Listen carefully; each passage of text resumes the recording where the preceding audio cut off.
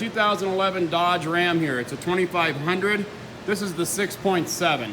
This oil change is super easy. I'm going to show you how to reset the life as well. Real quick process. So you don't even need a specific socket for this. You're just going to use a 3/8 ratchet. And if you have a 3-inch extension on it, that's even better. So you're just going to crawl up under here. You're going to break loose this drain plug and get ready because it's going to flow like a river. It comes out fast. That's a large port, so get your pan under there and get it ready. Drain that oil. Then you're going to come over here on the passenger side. Here's your AC pump. Right next to that, right up there's your oil filter. Unscrew that. Be careful again because you're going to drip oil. Get a second pan under here, hence why we have two pans.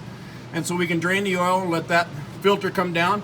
Make sure you lube the top of your oil seal with some old oil or oil filter gasket with some old oil so that it stays lubed.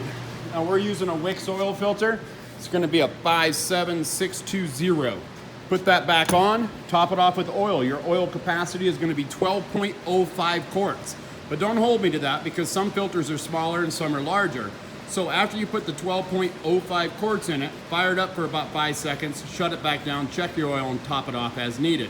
Now the quick and easy way to reset this is turn your key ignition on, and within 5 seconds, depress your gas pedal 3 times.